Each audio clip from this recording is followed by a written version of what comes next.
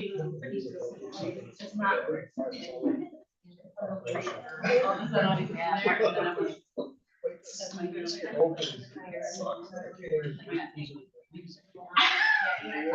Yeah.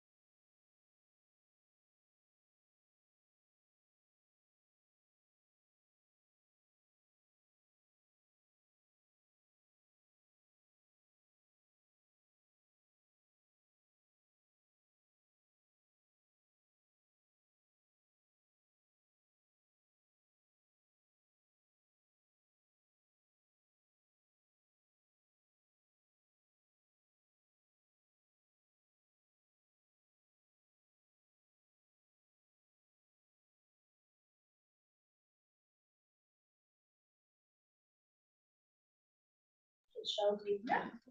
Often So benefits. I know Eric is trying to get a benefits committee meeting scheduled. There will likely not be much of a change because when we did our, when we went out to bid for our health insurance, they really did come more of a 2-year rate guarantee. So there won't be a ton of volatility with that. So he was working, I know, with Leanne to find a date to get the benefits committee together. And then the only thing that would be outstanding likely after that conversation would be waiting on stop loss. That usually comes in a little later. Once we get closer with some of those high places. So we can get the benefits committee together and then circle back on that. Hopefully I can get back to him by tomorrow. The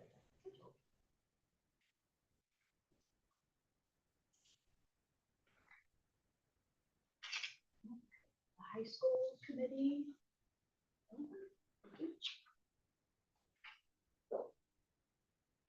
We met on the 17th. I have no idea what day that was, but I know it was the 17th. So we had one after school meeting and then one before school meeting, just because with coaching and whatnot. Some of our classroom educators who are coaching in other activities could make one, but not the other. And this is just kind of a copy of our agenda. And there are two things in particular that I think are most important. Towards the bottom of the agenda, where you see the bolded description of AI. So it's highlighted and bolded. Academic intervention is a time within the Bell schedule for students to access academic interventions, visit educators/tutors for academic support and/or extension, engage in college and career readiness activities, complete assessments and diagnostic exams, engage in social emotional learning, including but not limited to meeting with student clubs/organizations, and participate in school events or initiatives. This time allows the district to meet KSDE requirements. That is the description that we felt as a committee everybody could agree on. We felt it kind of encaptured all of the purposes of AI, still allowed some flexibility per building. We started kind of talking a little bit about the variation of prep, and we learned that not only are administrators and classroom educators not on the same page in terms of an understanding of prep, but even within just the educators doing AI. Because if you're doing interventions, the amount of prep is different than lesson provided to you that doesn't require specialized knowledge. So you can kind of see on the document that we were talking back and forth about some potential language. And I think we just came to the agreement that we maybe aren't there at this point in trying to figure that out. I know middle school probably will have a similar conversation. So we didn't agree on any language about prep, just the bolded part. Clint, what am I missing on AI? No, that was good. It was all good discussion. Differences in perspective and what role, even amongst educators, what role they fulfill during that time. And then two, it's interesting. Most buildings try and compensate some time, especially for some of those that may be more involved in less prep or something, but you can do it a little bit differently, whether it be at the high school level, their supervisory period or some other sort of time that they kind of comp them out for some of that prep, but it was not real consistent, and we just want to make sure everybody's doing that if they were to be doing that, and how what that looks like. So just more information and kind of research probably needs to be done to flesh out that time. And I really appreciated hearing some of the principals shared like the different methods they used. So I was familiar with what Chris at my school did to kind of try to equalize, and have a duty is not quite the word I want to say, but by nature, there's just no way to make them perfectly equal. How each principal approached that. And then when other principals were talking what they did, I was like, oh, I didn't even think about that. So I think there's just a lot of collaboration that maybe can happen there to give people even more ideas on how to make it more equitable, although I don't know if absolute equality is ever going to be possible, but I think that's still an interest. We just didn't necessarily see that maybe language was, at least at this particular point, the way to go. And then on the other side, the high school bell schedule, minus the lunch times. So you can pretend those lunch times aren't on there.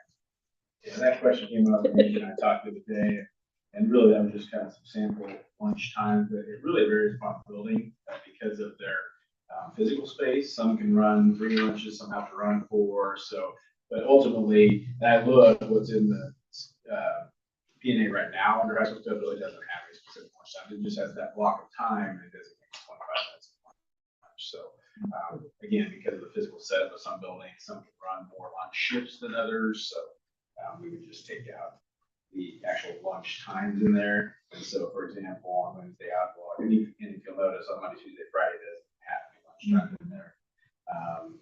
So Wednesday night block, we take out the separate times designated. It would just be 11 to 1 p.m. with lunch, with 25-minute lunch designated in there. Same thing for Thursday. And the slide adjustment that we made, we got some feedback from educators that AI sometimes felt maybe a little long. Even the days that you have lessons, generally the lessons don't last the entire time. Even honestly for intervention, although that is super important, the kids' brains get tired. So we shortened AI by 5 minutes. And to try to gain back a little instructional time, we put that into whatever class lunch has, not to increase the amount of lunch, although that would also be great. But really the idea is, even if you don't have a split lunch, students require more transition time at that time of day. So even though the periods aren't perfectly equal anymore, it probably will feel, I know I always run out of time for my 4th hour lesson, even though it's the same lesson as my other hours. Yes. Yeah.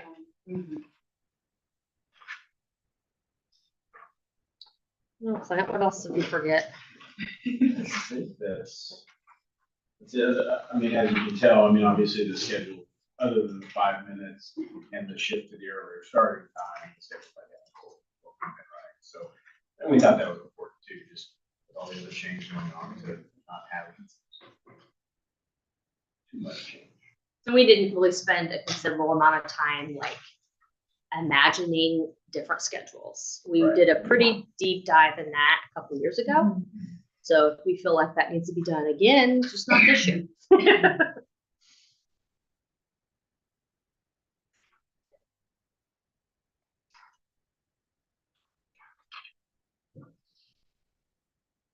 Then what I'll do is I'll clean up that bell schedule and get it to whenever we're ready. I'll clean that up. Yeah. I just have a question. So this part is not the part we're looking at. The schedule's not something we're looking at people to negotiate agreement.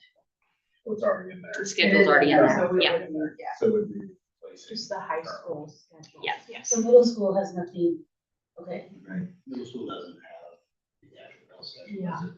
I guess I was just looking at it, and I don't know if we want to add some language there, because I took it, we have a different schedule comes to the assessment time, like we're not doing certain now, and that I'd hate to be an admin and be pulled into this if I wanted to have There's the language option. in there. Thank you. Okay. Yeah, for special Maybe. schedules. I just want to make sure, because I'm a rule follower too, I'm like, The buildings have flexibility where Yeah, okay, Yeah. okay, thank you. Any type of like homecoming, assembly for high school, homecoming assembly, type of those special. Gotcha. schedules are all designed to allow for that. So when our middle school is supposed to meet this week, is this something you guys are desiring that, and they have a similar layout like that, or? I don't think we are talking about putting the bell schedule for middle school in. Okay. I just want to make sure if we want it to align, okay. Okay, but you're interested in having that language, academic intervention language in secondary as well? Yeah, something like that. Yeah, it'll be changed. We'll amend it, of course, to fit what we do in middle Okay. school, but yeah. Okay, sounds good, thank you. And I think in my mind, although sometimes I don't say things out loud that are in my mind, so I probably should do that. In my mind, the academic intervention or extension definition would probably go in the scheduling document for that level. I mean, probably figure out the Yeah, placement. there's a description of supervisory in there. Yeah. too, So probably. Yeah. it describes the library, so it makes sense. Okay.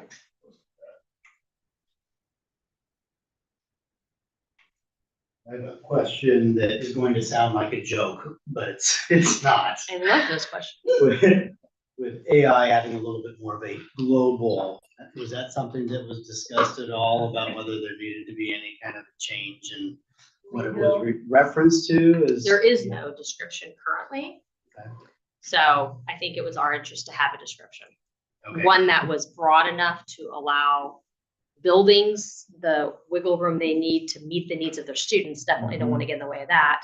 I think seminars been part of our culture for so long that like, I don't think we necessarily need to define that, but AI hasn't been part of our culture for a long time. And we wanted to make sure that we had some fidelity to like what it's supposed to be as we continue to change and modify. Whatever you asked, if they were trying to give it a different. The acronym. So it's not confused with artificial intelligence. Oh, I got you. Sorry, I could Yeah. add that too. Yeah. That's a good Yeah. clarification. I got Engaged you. till I read it. Yeah. Yeah. That's what Yeah, I we thought tried was initially. Yeah, we would spell that out. It's like a hard drive. I know in the buildings we say AI and Yeah. people know AI is not artificial intelligence during this, but yeah, that's a good point. Yeah.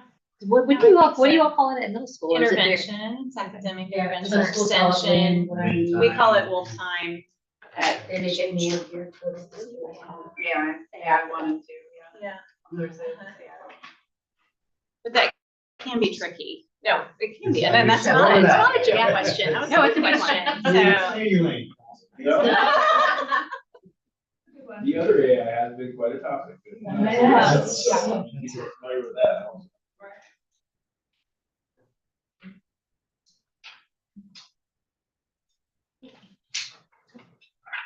The appraisal committee met last Thursday. I think it was last Thursday. So we're trucking along. We spent some time last week, taking a look at our draft general educator rubric and doing a little bit of mapping with our current rubric to make sure that there wasn't anything that we were missing, but also, kind of cleaning up verbiage and language to ensure common understanding and consistency. So we have a draft of that I'll clean up. We meet again coming up in May, like 16th or something. And in that meeting, we're going to dive into the student performance component to take a look at kind of how the KEEP system does that and what that looks like in comparison to how we currently utilize the student performance component in our appraisals and start working on that piece. So.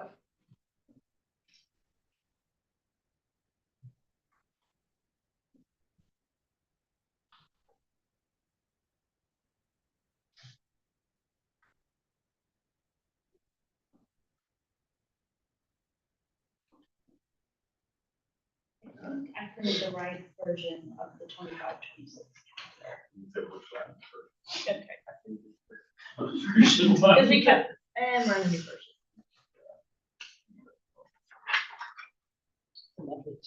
You don't feel 418. I don't know how compared to this color.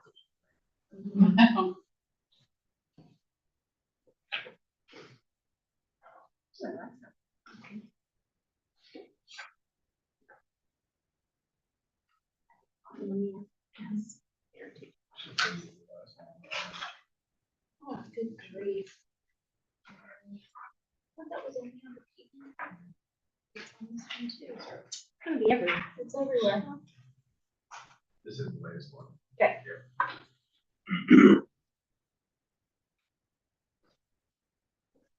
Want to talk through the challenges with this? Yeah, so, as the county committee met, 25, 26, we've been starting to get squeezed a little bit, through the counter process because Memorial Day has been moving up by a year every year. Well, just because I guess we're lucky, in 26, Memorial Day, falls on, as you can see, May 25th. That is the earliest it will fall on in the next like 15 years. So I think the earliest it will fall on in the next 15 years is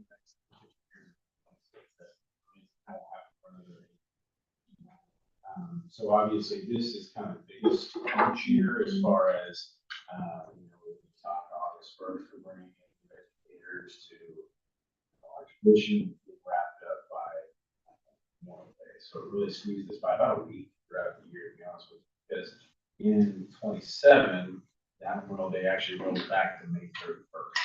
So it gives us a ton more time to play with.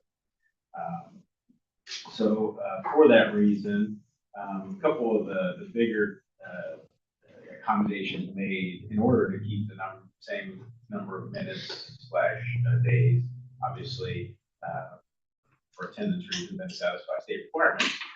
We had to make a couple of accommodations to the calendar. If you'll notice, in January, that January 2nd, I believe, is a PE day now. And as we talked with Jenna Cooter, and correct me if I'm wrong, or if you remember differently, Leanne, but we made that kind of that ed prep and standard 6. So it's not a real heavy day that day to kind of ease back into things. And then obviously that gave us some time back there. And then in April, where we, for example, this past week, where we had that half day attendance, and then the day on that Friday, and we made that full day of students kind of also to keep back some. We also had to do some, namely, part of the reason we needed to change some of those days was the attendance days, because it was really ugly how it originally fell. With the winter break, it had us coming back for a half day on Monday, which The was 22nd. awful. The 22nd, which was awful, right? Oh. Yeah. So, but in order to back that up a full day, we had to find another day, which then was part of the reason why January 2nd, I got pumped up on PD. Well, we thought that was preferable to coming back for that half day to some second.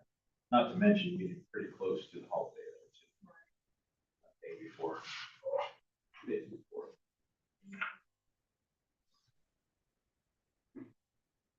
So the 20, we're actually looking forward to working on the 26, 27 calendar because there's a whole other week to play with. So it will be nice. Yeah.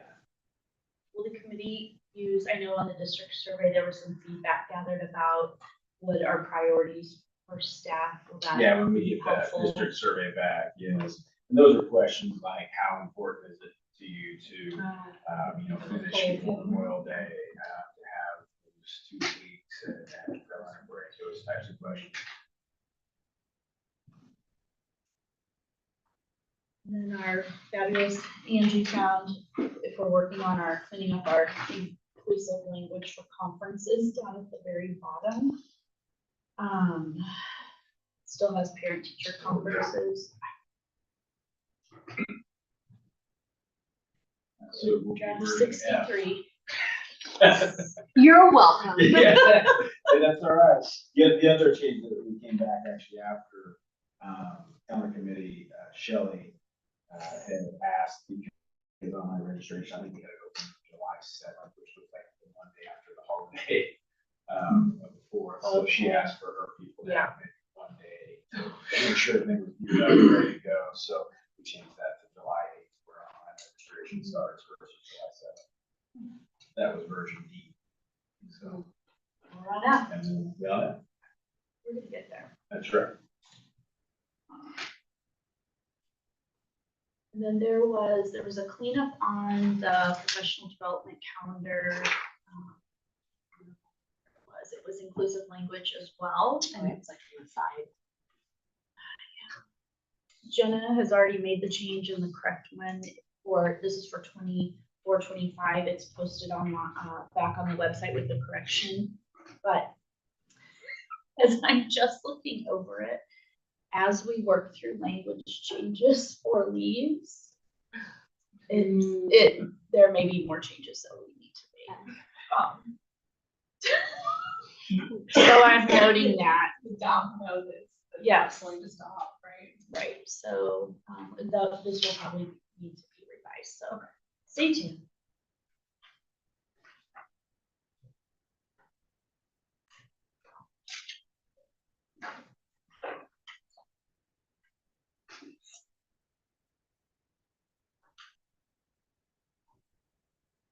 It's the bullet, it's the attendance bullet on. Well, I'm on mine on the version, but. I'll add it to our shared teams where we're working on all of the domino language and figure it out there.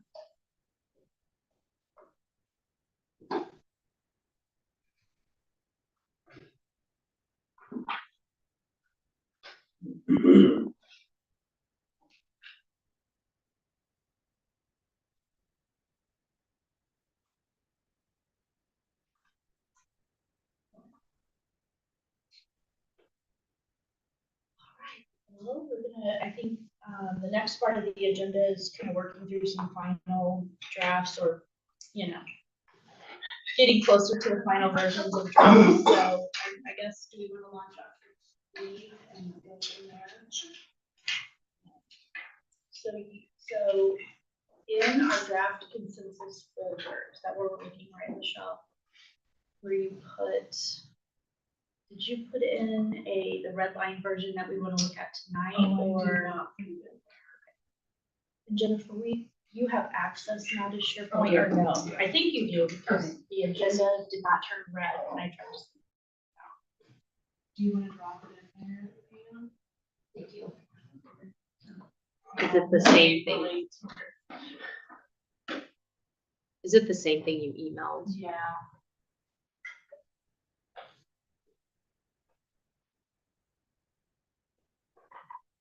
Do you want me to try and project for you? That would be great. Okay. Let's see one.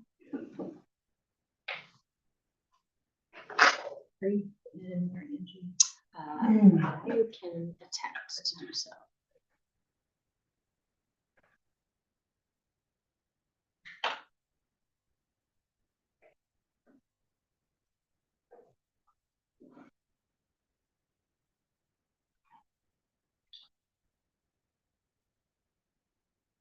I shared with Angie and Leanne last week that I was meeting with our HR leadership team because I've been kind of keeping them apprised of this PTO language, knowing that it was going to require new programming within our system and all of those things. And as we were meeting last week, and I had provided the kind of final language that we had in our folder, there were some repeated questions about what happened to paid time off at the end of the year, if there were still days remaining. So just like it does now, it would get rolled into illness bereavement leave. And so after somebody asked that, like the third time, I was like, what, is there something confusing in the language? And they were like, well, there is no language that says that anywhere. So I think it's a classic case of, when you're in the focused on the tree and you miss the forest kind of thing. So that was true. We did not have that in there. So we obviously need to delineate that. So I went back in and did a little bit of cleanup. And so this language that you're seeing here was our last version. And then I've tracked any changes from that last version. So you can see here, I put the acronym for paid time off here in the, under the first bullet there. And then number 2 is the same. I added a section for accumulated illness and bereavement leave. We'll get to that section here in a moment. So then paid time off, I just added the PTO acronym off to the side because throughout our document, we kept referring to PTO. So we felt like we needed to make sure everybody knew what it was we were referring to. So just delineated in here that all prior unused PTO leave carries over for the employee as accumulated illness bereavement leave. We're kind of calling it accumulated, not accrued. Yeah, I kept accumulated. If we think accrued or something else is, I just tried to use the language that was in our previous agreement. In a common. Yeah, there were a couple places I think where you will see in here that we referred to it as accrued, and I just changed it to accumulated. So I tried to do a little bit of language cleanup that I was going through. On the second paragraph here, then again, in the last sentence, that annual pay time off must be used before any accumulated leave can be used. No change in that third paragraph. These were the changes we had already agreed upon in terms of having the consecutive added for the years of service.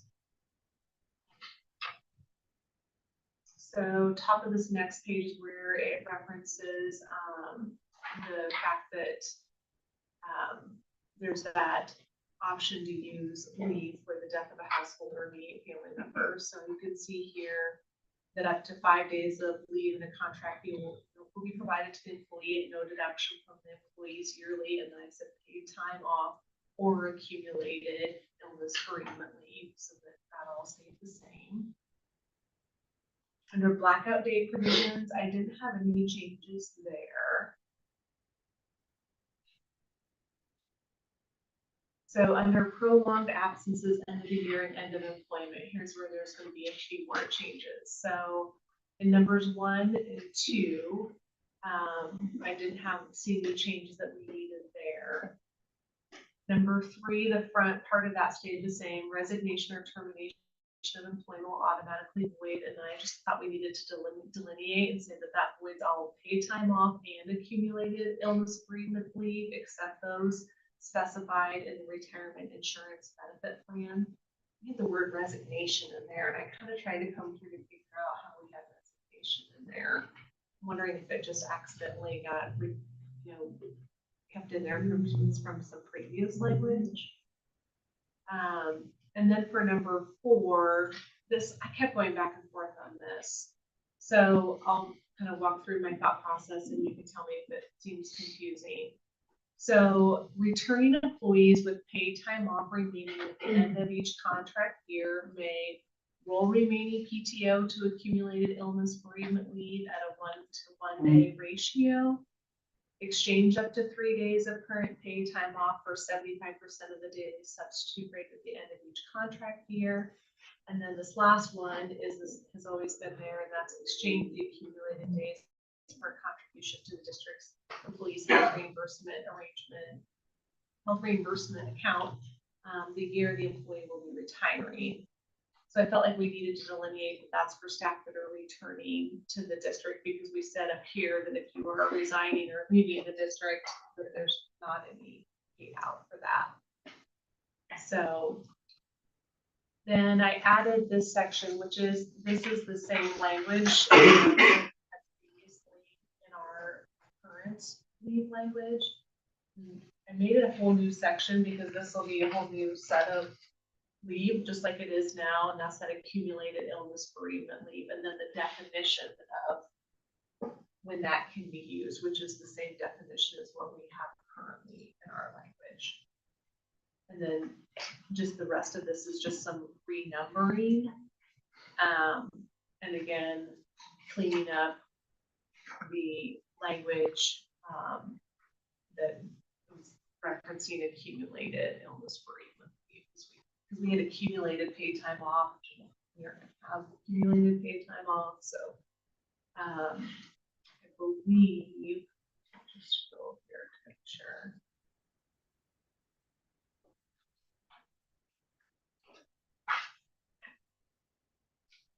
I believe that is now, yes.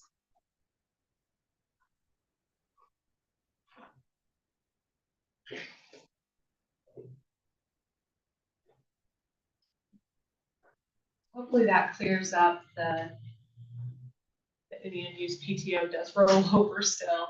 I think we were getting some random questions about that, and I can understand how we were getting these questions. Because we didn't have any definition. Yeah. So when you have, the label of accumulated illness bereavement leave, if your thought is that's the purpose that it's being accumulated, so we need to use that name in the label. But it's not just accumulated leave, it's not accumulated paid time off. Right. It has a purpose. Right. Yes.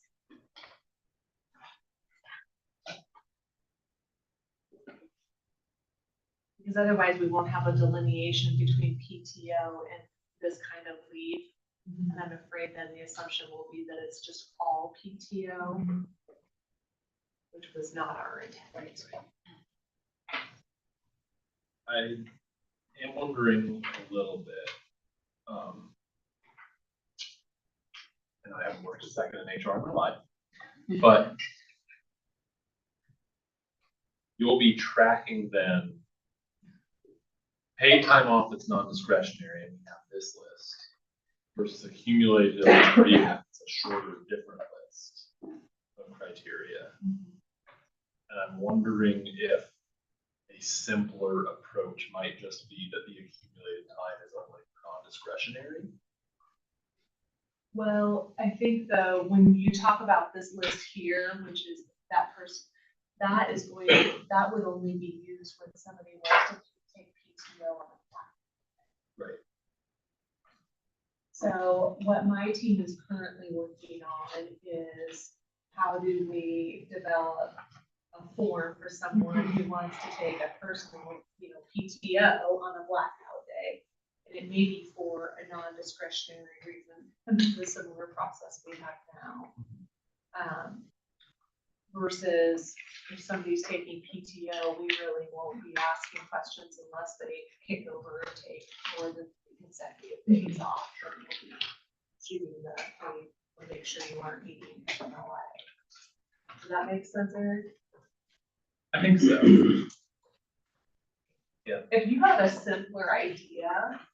I'm not sure that I do. Okay. But right now, I think I just have a question. Okay. But yeah, but truly think on that, because we had a lot of discussion with our small group on, is there a better way to set this up so that the result is the same, that, makes it clear, because our intent is to try and be as clear as possible. Right.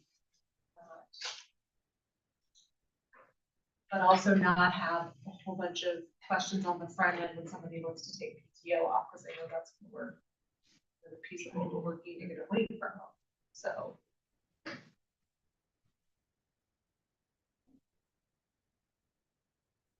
A couple of minor things. Okay. For under C, prolonged absences, number 4, B. You added at the end of 4, remaining at the end of each contract year. And then at the end of B, it says again at the end of each contract year.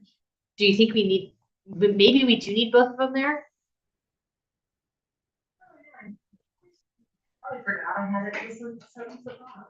Employees returning employees with paid time off at the end of each contract year may. Oh, we probably could take that out. Hey, you can take out some words, that's good. That's right. And then I wrote under, 3, so that's accumulated illness bereavement. So Roman numeral 3, 3A. Oh yeah, my suggestion would just be to replace brothers and sisters with siblings, because that's what it says later in the list. Where does it say brothers? It's underneath, it's 3A. Immediate family members include the employee's parents, grandparents, brothers, sisters, grandchildren. So since we, yep, easy. Okay, awesome.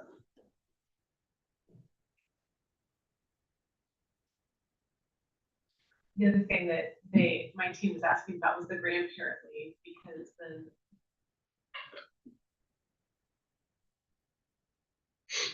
Or no, yes, for adoption. Yeah, that's not.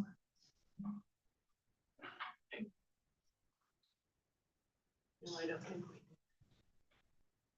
we.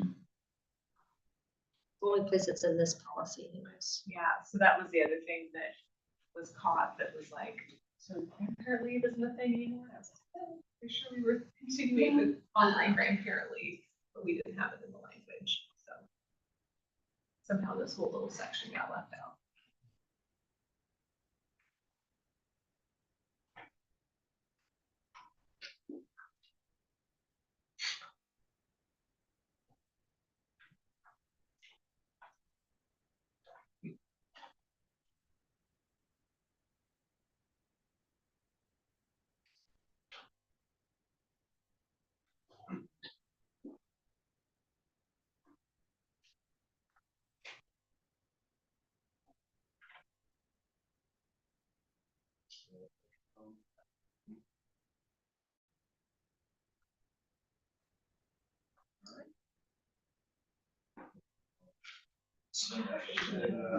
You're welcome. Glad we caught it now.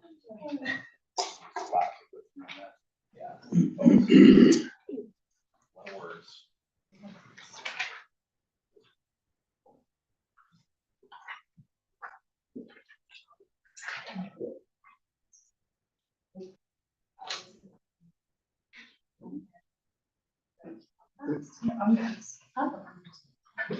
Oh, no, the second one. Do you have one additional copy on it? Okay. Oh, yeah. There's one. Oh, sorry. Oh, sorry, we have one. Sorry. No, thank you. Oh, sorry. Sorry. This is no different than we've seen before. Actually, Thomas, when you said the way we wrote it was perfectly fine. I just put all in one nice blue paragraph on the back. We go with the policy GAOE. Is the only other thing remaining with the 1,000 edits that you've made. I don't know if it's as simple as workers' comp leave. Please see policy GAOE. We just put at the very bottom of the long list, or if it makes sense to have it anywhere in the list, but I don't think there's any rhyme or reason for the types of things in, I believe, policy. Or there was a note that we would make a reference to. Reference to Within it. the leave policy, so Michelle, we just put at the very bottom and say, workers' comp leave, please refer to policy GAOE.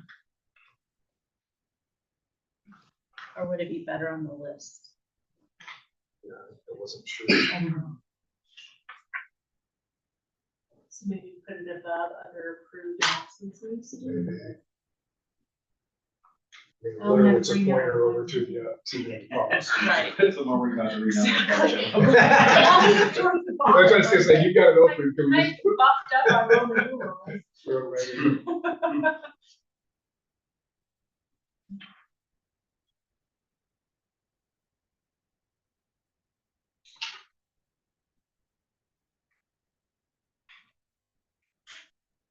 So thank you, Chris, for some of the issues on this. Protocol was a good one. Turns think alike.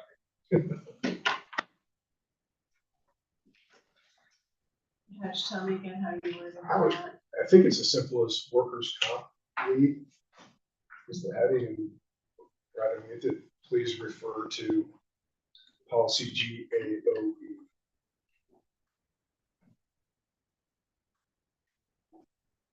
I don't think we would be saying assault, just it's, go see the policy, Yeah. see the type of leave that's available.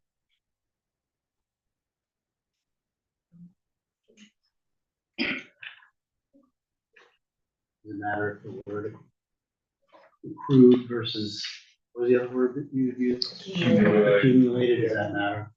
We- Oh, yeah, it Consistency. should be. Oh, yeah. Okay. Debbie, Debbie. Yeah. Final Hear that, draft, I'm going to have it in your final. I will change that right now, so. Just give me a choice. You can keep quiet down there. dog.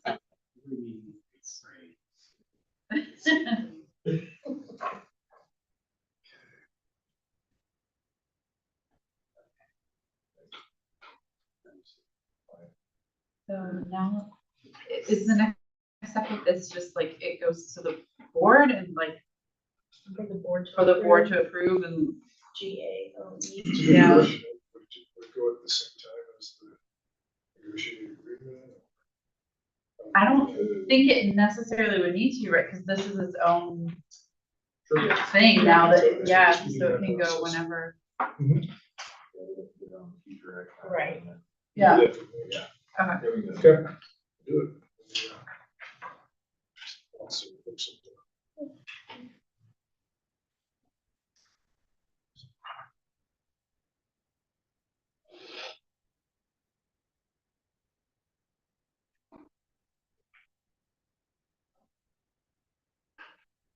All right. There you go.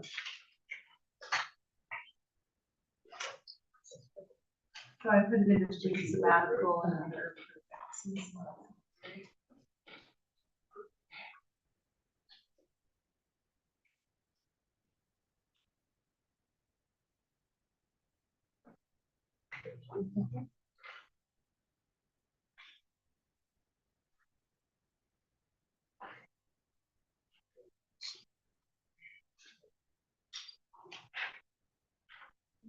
I think you've got these in the draft consensus.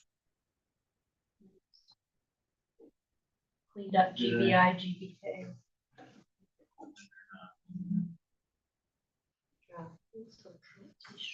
So that was it. Whether, Oh, I skipped right over that. Never mind. Yeah, sorry about that. No.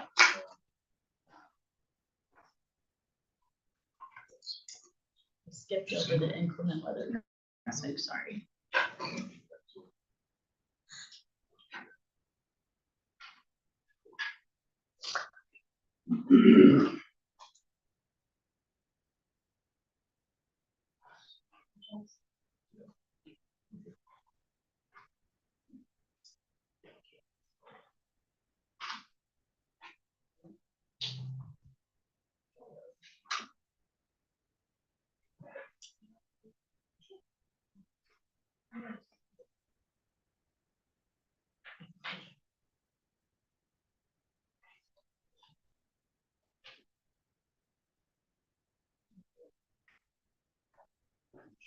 You have Two more here comes. These are the leftovers.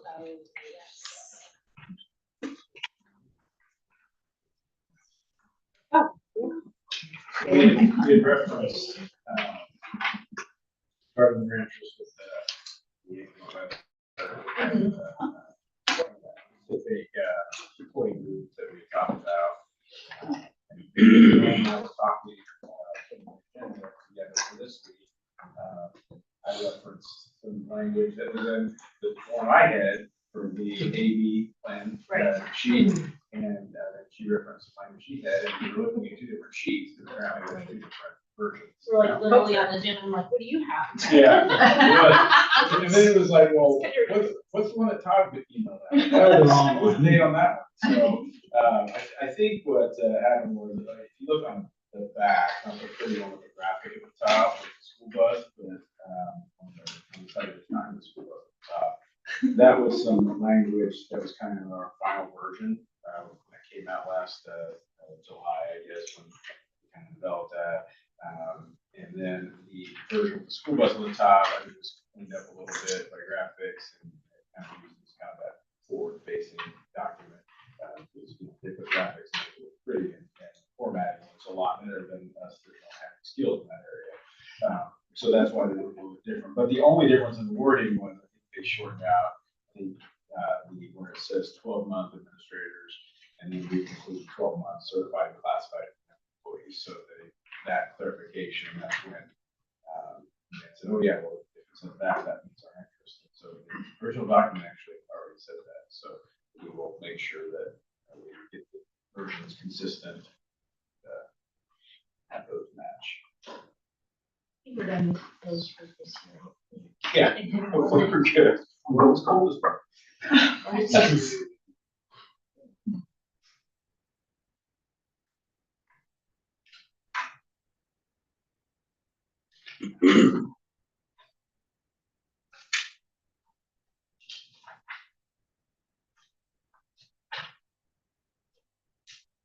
So we'll add 12 months.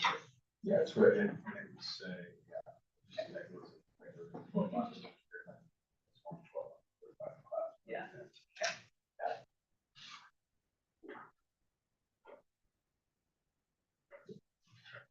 We're gonna have them see.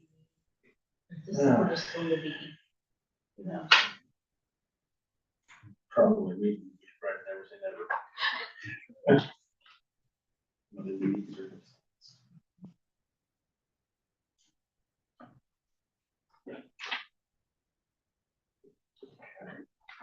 And then we have like to talk about the GBI, GBK that is in the draft folder. This a red line in there, and then also the final PDF. Well, and basically that just removed the, You did, thank you. yeah. Yeah. Realize I forgot to send it to you. Yeah, thank you. I got it. I love PDFs. So that basically just removed the language at the top of the policy where it said policy will sunset at the beginning of the 24-25 school year and refer to previous policies from 21-22 school year.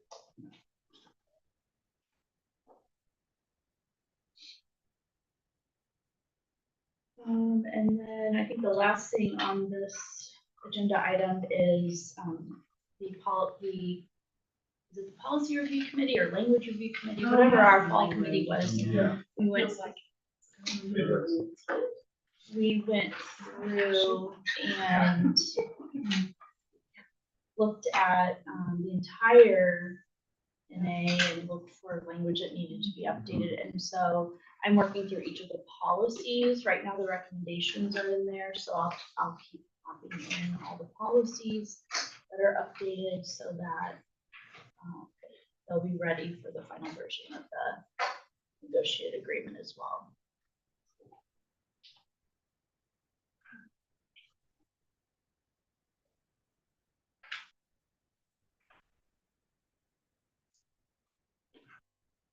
And I think that's it for this week. Legislator comes back on Thursday. Oh, yeah, so we may have. Some closure. Yeah. So our next meeting is Tuesday, not tomorrow. The 30th, And yes. it's back at, It's back at the Ed Center. I'll keep everybody on the toes. That's tomorrow, right? That's Yes, yeah. yeah. Yeah.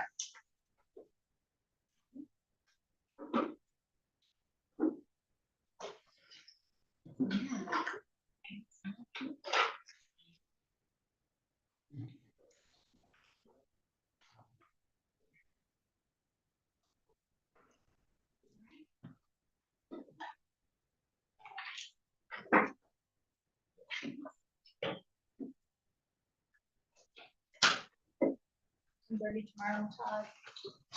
Okay. Yeah, wait a minute.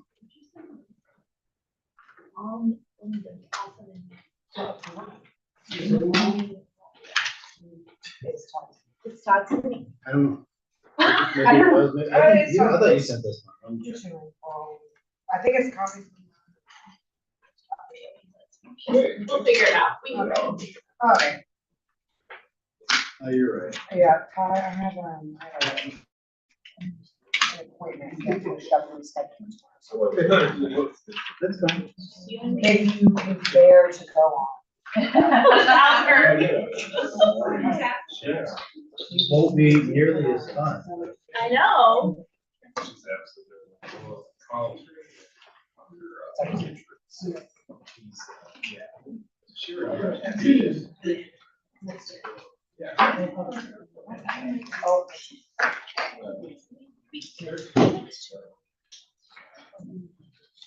Oh, yeah. How would that be? Okay,